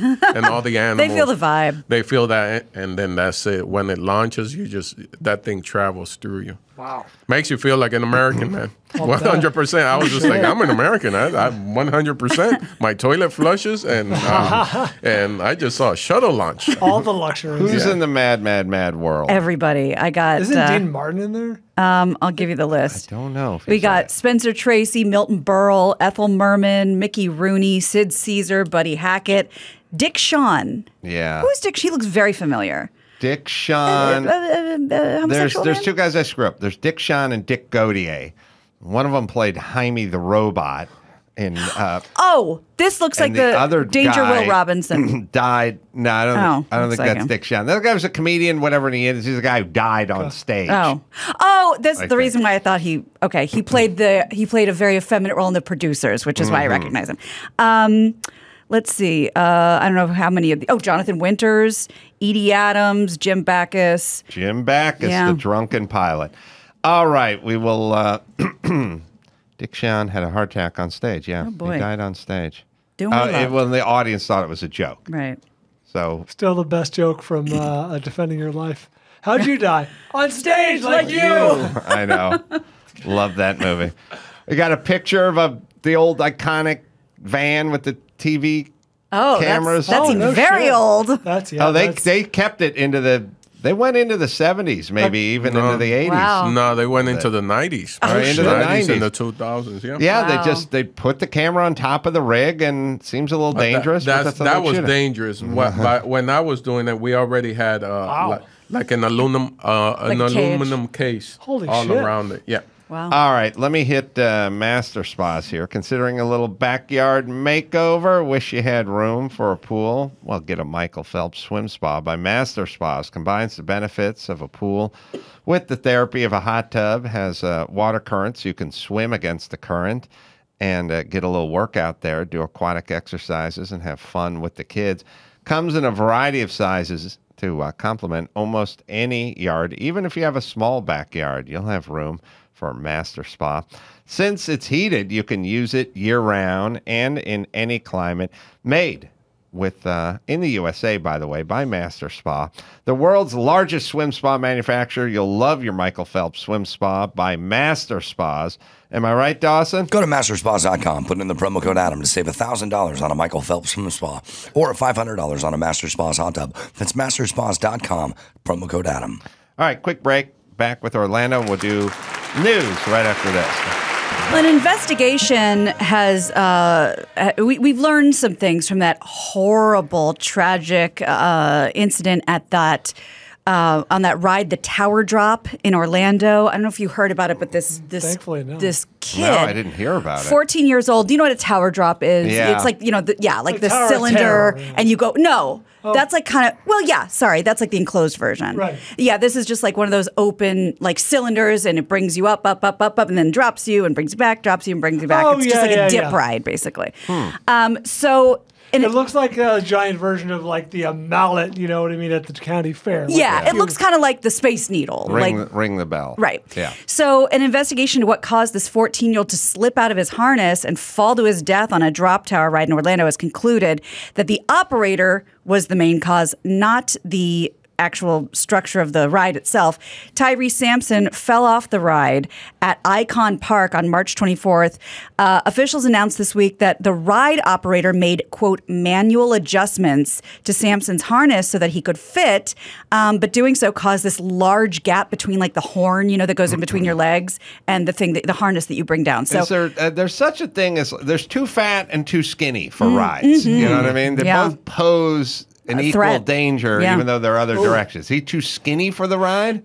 No. Too big for the maximum weight for the ride is 286. Sampson weighed 360. Now I stand by my point. Well, but it's because what the ride operator did was you get it into the lock position, it makes the noise, you see the light, and then he readjusted it. So it would still look like everything was copacetic. You're only supposed to have 3.33 inch gap between the harness and the horn. This one had 7, and it could reach 10. It just depending on velocity. So now, by the way, instead of or in union with Mickey doing the thing where he holds his hand out, you have to be this high. Right. Now we have a giant crab who's holding. You have to fit inside the hug. Pictures out. You can't fit. You can't get your big ass inside of this because that's happening. It's like the airline carry-on bag. Right. Exactly. When I did the iFly thing, I just did the simulated parachuting on the ground fan thing. They got a scale. And you got to get on that scale. You won't get liftoff. And the max, they want to know how much fan to put into your ass. Right. And the max was 300 pounds, which I thought, well, good on you if you're 300 bills and this is still your thing, number one. But number two, the instructor guys are these very wafy, thinny, acrobatic-y guys, but they got to kind of cradle you. The 300-pounder getting out into the fan, that's a lot. Seems like you're pushing a lot of weight. How old was this 360 pounder? 14. That feels impossible. To be 380? Yeah, 14 years old. 14. He was a football player already. He was playing football. According to Fox 35 Orlando. Yeah. So when they slowed down, that's when he was unfortunately able to slip through the almost 10-inch gap between the horn and the harness. And but they're saying this was not an electrical failure. This was not the ride's fault. The operator manually did it so the kid could get on the ride. And he's going to catch all the heat. The poor kid who has a summer job. Right. He's going to catch the heat. You hired him. He's what we call an empty bag. The amusement parks, the deep pockets. That's where the money's coming out. And look, if you're tired of the long lines and you want to get in on this one, people, walk right up. Now's the time. Yeah. Probably not going to happen again. I think it's closed down right now for investigation. I know, but right when it opens. Time it. Yeah, I think But you're right. why are you so trusting, though? That's my question on all those rides. I know people go on the rides. Even you put on the squirrel suit and you were flying over a fan, right? That was the fan? Yeah. But there's a it's just a jumpsuit, by the way. It's not really the squirrel. That would have been awesome. A that squirrel suit. And through the roof. It's a fucking challenger. But it just I go to amusement parks with my wife and relatives, and they're all, let's try it. And I'm like, nah, I'm good. I'm good. Like, you could go. I try all the stuff that I feel like, okay, that I might break an arm at the worst. Right. But I'm not. Medium upside, huge downside. Yes. Yeah, that's the way. It's like an investment like that. And I read my life insurance policy. I really did. Does it not cover roller coasters? No, it doesn't cover it. It doesn't cover if I start now I get I'm hitting that age where I want to try I want to become a pilot. Like I said that life insurance says you can't be a pilot. Don't start now.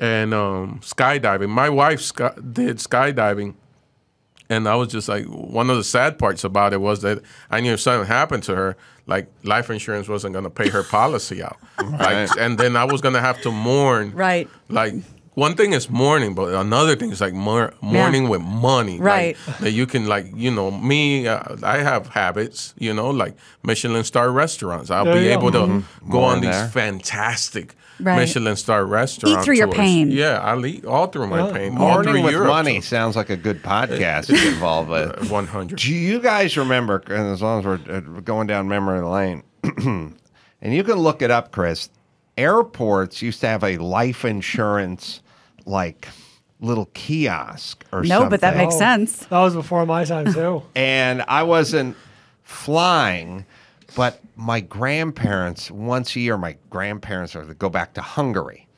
And I could remember. Is it short-term life insurance, like for the next 8 hours? I think it's air insurance. No shit. I mean, it's technically like life insurance, but it's like air insurance. And I remember, like, you drive them to the airport, and it was back, this must have been the 70s or the early 70s. And you could just walk through LAX. Right, easily. Just like, well, we'll walk you to the gate. Yeah. You'd like walk you to the gate and just walk you to get on the plane, sit on the pilot's lap, have a highball. Honk. Yeah, just drive. And you just like walk. And I remember passing these like machines. And the machines were like 50 cents gets you $25,000 worth of insurance. I'll take it. This flight goes down. And I remember as like a 7-year-old kind of calculating, like, well, they're older. They've lived a pretty rich life. You pop a couple of quarters in there on their behalf. I love where this is going. Young Adam just putting in $1 on behalf of his grandparents. Young Adam didn't have $1, but we're looking at it. That looks like a stove. Yes. Airline like an old oven. Cigarettes, too. Yeah. Insurance.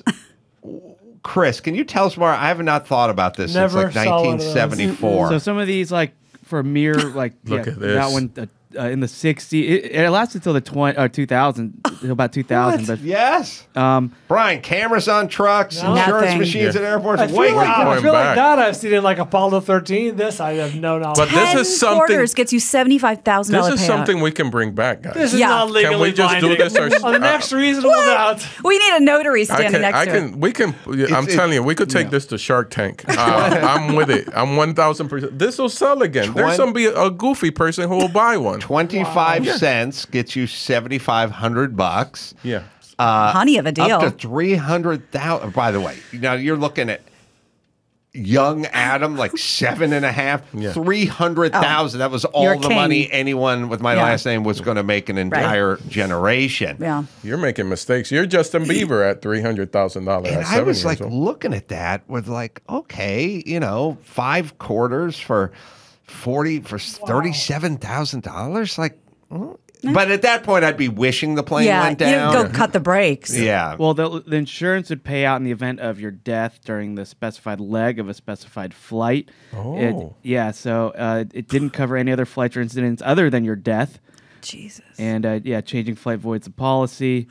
And so that is the most morbid shit. Totally For the flight you're morbid. about to get on, do you want to spare a couple of quarters, and if it goes down, your family's taken care of? I have arguments with people changing gears, but I have argument with young people that don't have life insurance and have that are stand-up comics or that leave their house or travel for 2 hours. My barber travels 3 hours every day to open up his barbershop. He has his barbershop in Hollywood, but he lives out, somewhere, whatever, Pomona. You have a barber? Yes. And then I tell my barber, hey, you have life insurance? He's younger. He's like 37. He's like, nah, man, that's like wishing death upon yourself. No. I was like, you're an idiot. Don't do You're it. an idiot. I know. Don't think like that. It's like being a donor means you're going to get no car accident, on your license. Yeah, can't go through life that way. Yeah. How crazy are these insurance machines? I feel like you made them up, even though I know you didn't. They were ubiquitous. Now, Did anyone cash in, and how would one do that? I do not know. You have the It's very fucking- analog. You have the policy on you right. when the plane goes down. There's nowhere to upload it. No, this is. Or do you bring it to the desk? I wonder if this is for the wife who's dropping the Dropping- husband off Yeah, at the airport. I Man, do not Dateline know. would have a field day with that. And then she took out a life insurance policy at the airport. Oh my God! It's also kind of shows where you're at relationship wise. Like if your wife is dropping you off, like you had a few quarters. What do you want? We need the newspaper. You want some snacks? I got snacks. I'm just feeling a little peckish. I'll decide when I get in. You got maybe, I don't know, you got $1 worth of quarters? I could probably rustle it up, but hey, so if you're gonna get some snacks, get me like a payday. Yeah. Oh, I'm getting a payday. Don't you worry about that. Yeah. I can't wait to get back into your arms. By the way, after this business trip, Open and willing. Can't wait. So those quarters, Actually, you don't have. I feel like we were going to go to the laundromat. Do you have like 10 quarters? I probably got some, but geez, it looks like some clouds are rolling in. I don't know if this is a good. You know time what? I'll take 15 quarters. Yeah, I'm just kind of worried about the clouds rolling in. Oh no, they're for your friend, Have Mr. you heard of Happy that Little wind? Cloud. There's something called wind shear, sweetie. No, there's something called a windshield. You'll be fine. I'll take. Do you have those 20 quarters I was going to drop off at the bank? I got a roll of quarters. Oh, perfect. I'll take those. I got a bad feeling. What? No. I'll be right back. What did you find out, Chris? So there's a guy named Jack Graham in 57. He, let's see, he killed 44 people aboard a United States airline flight above Colorado using a dynamite time bomb. He planted the bomb in his mom's suitcase in an apparent move to murder her, and claimed $37,500 worth of life insurance money that he purchased at the terminal right before the flight feels like departed. fraud. I think they're going to avoid that. Yeah. He was charged and convicted of the murder of his mom. There's sentenced no way to they death, paid out. All executed right. that They year. didn't pay out that guy, but what if your dad is sitting behind that Oh, guy and he bought the right. thing? Now He's we're like, hey, cooking with gas. I'm not God here. The plane blew up. What do you want If to anyone listening has access to one of these machines, Adam will pay top dollar to have it in the studio. That's a hell of a lot better than that stupid condom machine there Fucking with A. all the hipsters are hanging up in their party That's houses. amazing. I never knew about Wow. Well, also, wouldn't it look, by the way, 37,000 is what you got off of like 4 or 5 quarters. Why not invest in as long as you're doing the whole bomb? Yeah. Seems like that was probably the max back Stop Yeah, at the that's bank. equivalent to $380,000 today. Whoa. Yeah. And it took down 44 people. Souls. Yeah. So, but- Farmers still say that even to this day they find remnants of their body parts during plowing. That's time. not possible. Farmers insurance. No. Feet don't biodegrade?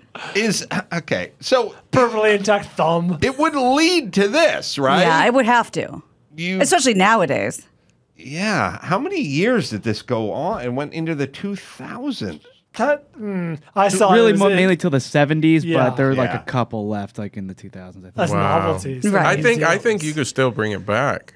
If Fucking the airlines probably will push back on it, but I think it's some. I'll be down. That's a good Oh, insurance I was company. dumb enough to buy travel insurance one. You know, like at the end when you buy your ticket, it's Right. like, for $29. Right. And simple, yeah. And I had a legitimate I'm telling you, excuse. Adam, we could put Get it it right back. there at Burbank. Burbank, they let you do everything at Burbank Airport. We'll put it right It's already a throwback. It's airport. already a Long throwback. Beach Might as well. Airport, 2 or 3. Yeah, $100 Right. bucks gets you a $100,000 policy if your family, if something happens. Planes always land. We'll put it next to the Amelia Earhart statue. Right. And half those guys are going to Vegas anyway. They're going to be playing the slot machines. Yeah. Just Get 'em feed it a started. couple quarters early before you hit the road. That's smart. It seems like a weird business model because all you have to do is suffer one big payout into the tens of thousands of dollars to make it up a quarter at a time. The Yeah. order was the foolish part. People had to really be sinking quarters into that thing. Yeah. All right. Okay. Young Adam wanted to do it. Well, 7-year-old Adam. yeah, By the Adam way, we literally need to doesn't talk have- about how you think like that Yeah. at 7 You got years a old. business mind. He was already an entrepreneur before entrepreneurship. He this guy hated his mom. That's all you need. TMZ reports that, oh boy, Andy Dick is really having a tough go of it again. He got a visit from the cops after a guy he's living with whipped out a gun while they were live on the web. I watched the whole thing. It was like a half an hour. So I'll just give you the details and I'll show you a clip. So Andy's been staying with this YouTube guy in Vegas who calls himself Wappy Flanker. And things went awry over the weekend during this live stream. TMZ reports that a third man went over to Wappy's place and an argument broke out. Then Wappy pulls out a gun.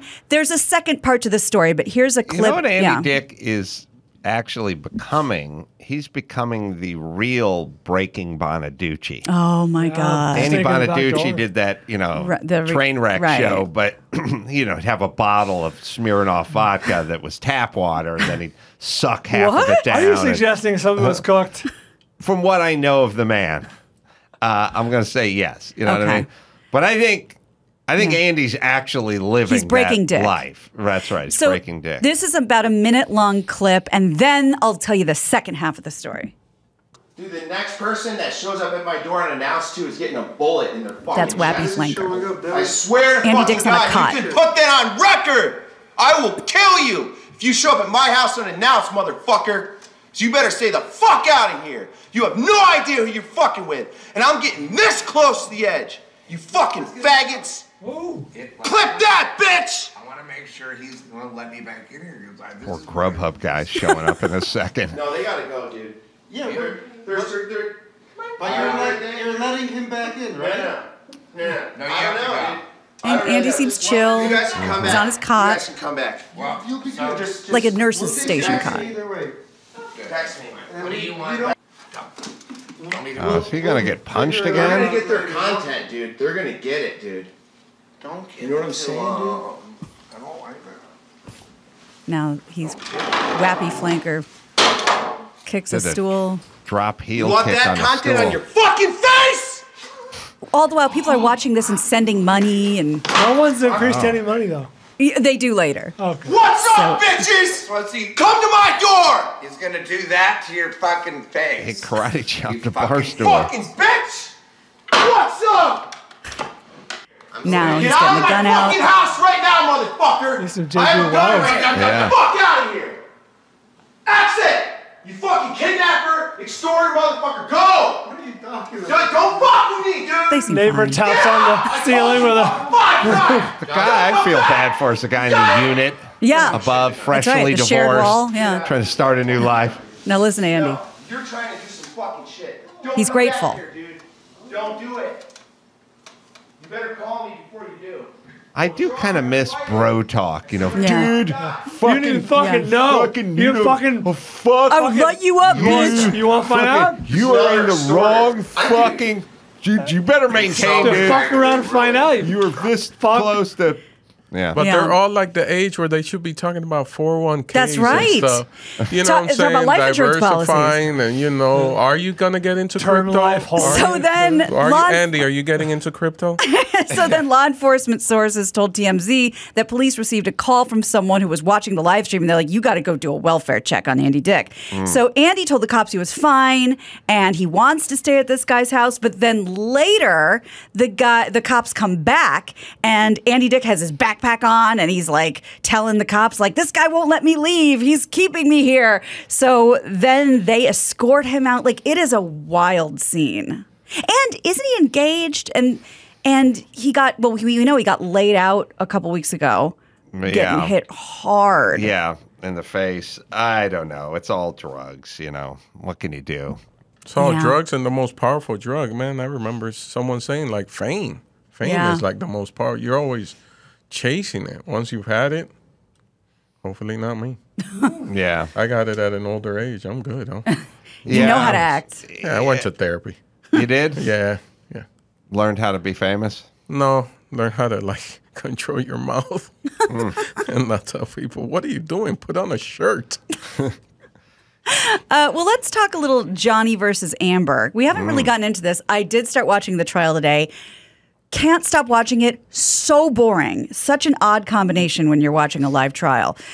He took the stand today. I've been watching some of the coverage on like Entertainment Tonight. Yeah. They Don't have like fucking bullshit us. You they have watch like the hard. TMZ. No, I do watch TMZ, but then I also watch it. And they have some like hard hitting insights. Like he wore his hair up the day before, and her hair was down. Now he's got his hair pulled back, and it's like.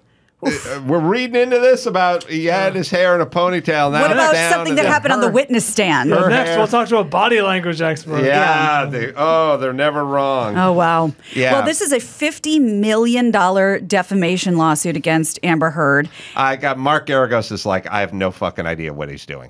This Why? is insane. This is the worst lawsuit ever.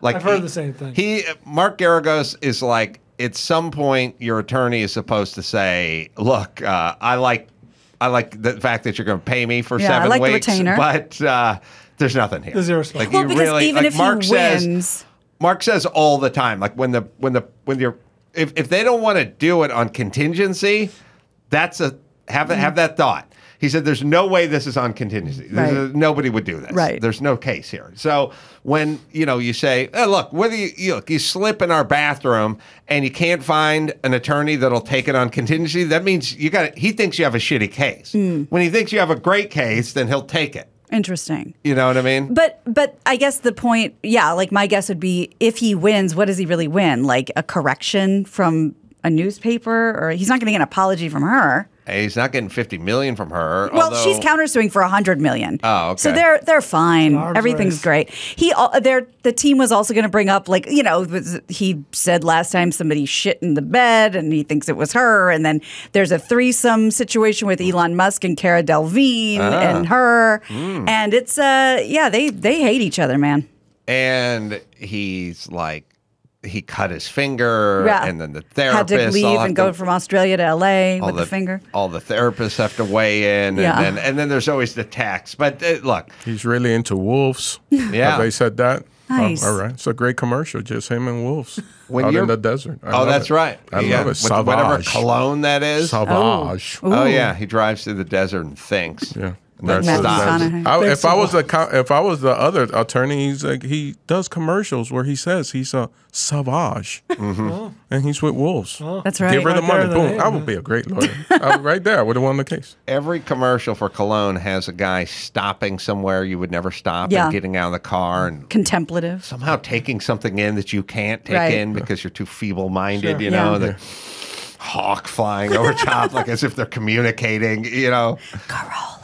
You stop in the middle, in Henderson or the county line between Vegas and California. There's nothing there. You gamble at whatever that. What's that? Whiskey Pete's. That's where you gamble. Yeah, he's thinking though. I would love to get Mark's opinion on this. I read an article today about possibly why Chris Rock wouldn't sue Will Smith. And this actually made a lot of sense. Airport life insurance. Yes. He said, this person, this whoever the lawyer was, said, in order for him to win, he'd have to show damages, and damages would mean to your, financial, that you were out of work. If anything, I think it's the other way around. Chris's tickets are selling for 4 times the He's price. slumming it at the Wilbur. That's Come right. on. You should be playing arenas. I play the Wilbur. Yeah, one slap and those tickets went through the roof. Yeah, damages. You got to prove damages. Yeah, you prove psychological. That's the biggest damage of them all. You're psychological. Right. The fact that I'm embarrassed. This lives out there forever. And my daughter, I'm a father. I'm a 53-year-old black man who got assaulted by another black man on stage in front of the whole world. My daughters don't even look at me the same.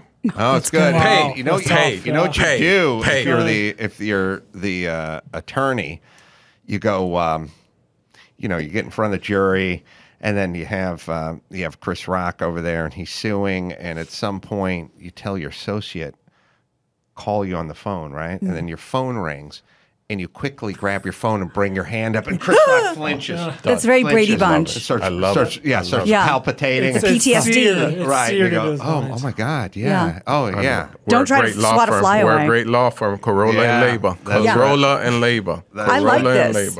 I am going to give you an example of damages paying out for a gentleman. And the headline and the first line, like very salacious, very clickbaity, but just let me tell you the story, and you might end up agreeing with the guy. I don't know.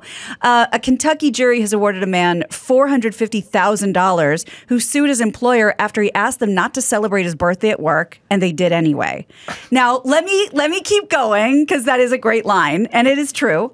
But Kevin Burling told his manager at Gravity Diagnostics in 2019 that a birthday celebration would cause him immense stress. But they didn't heed his request. They did it. He had this monumental panic attack. And the next day, Burling had another panic attack when his supervisor chastised him for stealing his coworker's joy and being a little girl, and then fired him. So this place, like a diagnostic place, does MRIs, CT scans. If this guy's that fragile, I don't want him operating the machines. He alleged in his suit that the company discriminated against him based on a disability and retaliated against him for demanding a reasonable accommodation, like don't celebrate my birthday, please. The jury returned the verdict after 2 days, and they awarded him $300K for emotional distress and $150 in lost wages. And the attorney for the company said it continues to deny liability and is pursuing its post-trial options. I think any kid who's ever attended a birthday party that had a piñata's there's going to be a class action lawsuit to see this majestic animal beaten Llama. with a mop handle To death. To death. With its innards falling out, cascading. Yeah, I think there's a lawsuit there. Yeah. I'm 100% on this guy's side. He asked, he requested, hey, man, don't celebrate my birthday, man. Yeah. I'm a grown man. You want to give me a gift? You give me a bonus or liquor. Yeah, exactly. I'm not seeing me happy. Come in here with Rachel bringing the cupcakes and stuff. I don't want to see Rachel. Just give me money or liquor. Give me a bottle of blue. Give me a bottle of blue.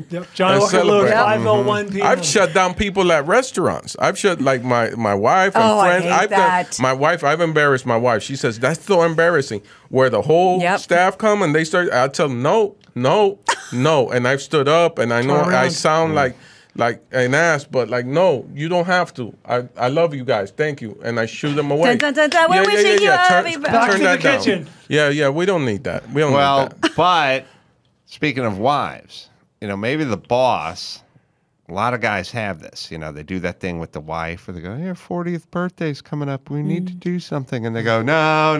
Yeah. No. Little old me. And then you talk to her best friend and you're like, well, she says she don't. Yeah, she says she doesn't want you. But of course she Just wants went you through to this do with somebody. something. Yeah. So we don't know. Yeah. Guys don't really know. When someone is going, no. They go, oh, okay, being modest. Oh, shucks. Fine. But I We're don't know. gonna get something going. Yeah. Those are those gray areas.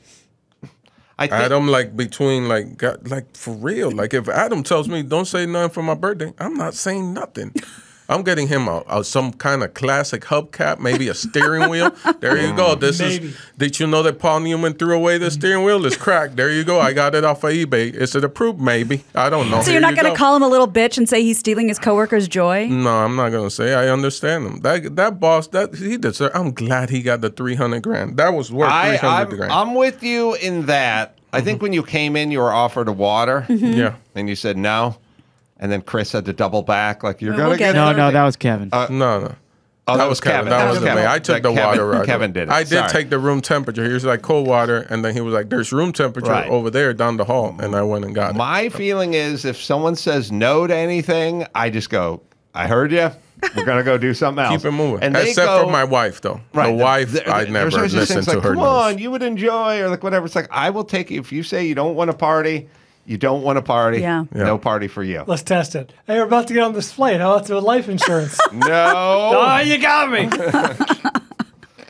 Well, let's talk about a piece of memorabilia. We love movie memorabilia and auctions and stuff around here. So it's crazy that those machines were at every airport.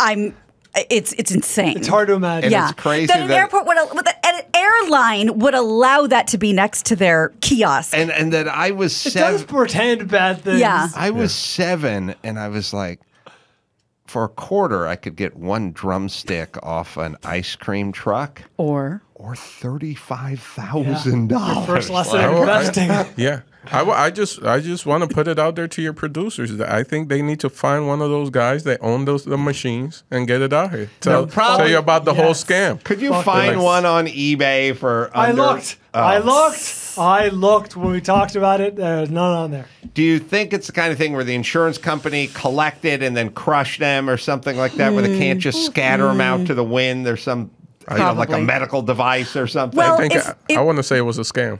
I want to say it. I want to put it out there. That they never paid out to That's nobody. What I'm saying. I'm saying they never paid out. once. And then someone went to jail over it. They did like a week. Back then, they didn't give you that much time for cocaine. If we do get a machine here, I think I would put in a couple quarters that if we were doing a show and a plane crashed into us, we'll get a payout. Yeah. I'll put in a couple quarters just every for day. the drive home. Yeah.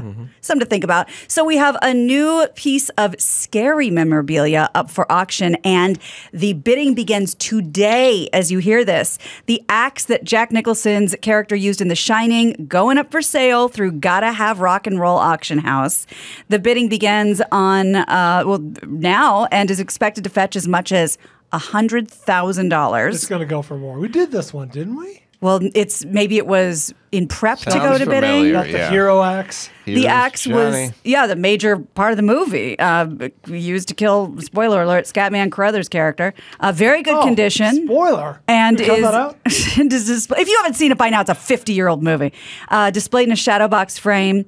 It's still, it's in great condition, and you can bid on it now. Used once. That's right. Not twice. How many takes? Yeah, the memorabilia is going nuts, and they're estimating $100 grand.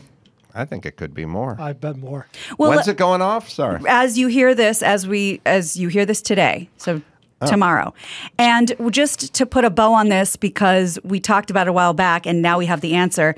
Good news for the guy who paid over $500,000 for Tom Brady's touchdown, touchdown pass. He doesn't have to do it. They kind of left him holding the bag for a minute, but according to TMZ, he's able to get the attorney's able to get his client out of the deal, and the record 624th touchdown pass of Brady's career will now be returned to the seller, and no terms of the deal disclosed. But he's not on the hook for that. Well, good, because he was going to have to blow up the airplane that Tom Brady was on, because their first game's an away game against the Giants. Oh, it'll still be the preseason. That's right. Exactly. It'll still be his last touchdown. All right, let's bring it home. You got it. I'm Gina Grad, and that's the news. Oh, bitch! You better sit down for this. Gina Grad. That was the news with Gina Grad. Well, then there's LifeLock. Tax season is always crazy, but it'll feel a little less stressful, or I should say a little more stressful, if you fall victim to scammers pretending to be the IRS for personal info, bank accounts, or want you to wire them money. It's important to understand how cybercrime and identity theft are affecting our lives.